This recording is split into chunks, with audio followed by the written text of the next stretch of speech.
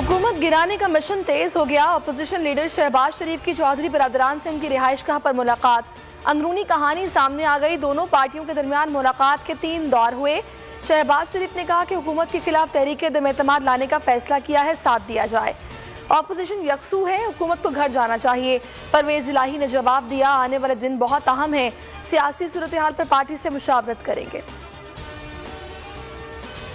अदम एतमाद वो लाते हैं जिनकी कमर में दर्द ना हो। हमारा कंटेनर खाली पड़ा है, पीडीएम किराए पर ले सकती है। फवाद चौधरी के वार बोले, हालात सही होते हैं, चूहे निकलकर शोर मचाना शुरू कर देते हैं। मौलाना फजल रहमान ने इन पार्टियों को हैक करके छोटा कर दिया। फरूख हबीब बोले, अपोजिशन पर परेशान है, इंतखाबात वक्त पर होंगे। इशारे मिल रहे हैं, खेल खत्म हो चुका। अदम एतमाद के लिए पीडीएम की फरीक जमातों का जरगा बुलवा रहे हैं। मौलाना फजल रहमान कहते हैं, पीपल्स पार्टी भी तहरीक दम-ए-एतमाद चाहती है। जमहूरी तरीके के साथ तब्दीली की बात की जाए, रियासत के अंदर रियासत ना बनाई जाए।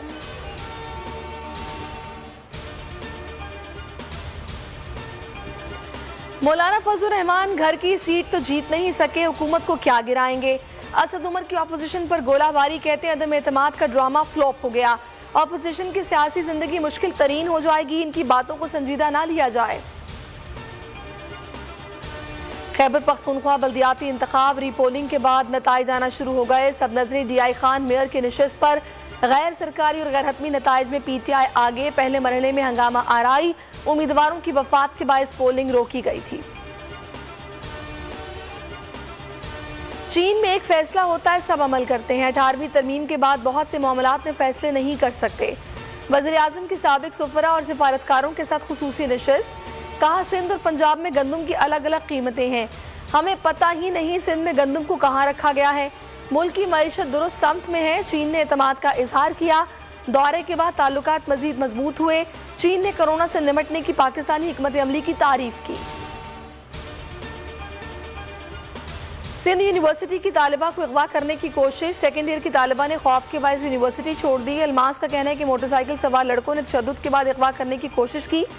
यूनिवर्सिटी इंतजामिया मीडिया के सामने मामला लाने के लिए दबाव डाल रही है। बिलावल भुट्टो से इंसाफ की अपील। और PSL 7 के मार्के जारी। पहला मैच पेशावर ज़ल्मी ने जीत लिया। कराची किंग्स को 55 रन से शिकस्त। दूसरा टाकरा लाहौर कलंदर्स और कोयटा ग्लैडिएटर्स के दरमियान जारी। हर मैच पर लाइव तज्जिए देखिए जावेद मियादाद के साथ सिर्फ बोल न्यूज पर।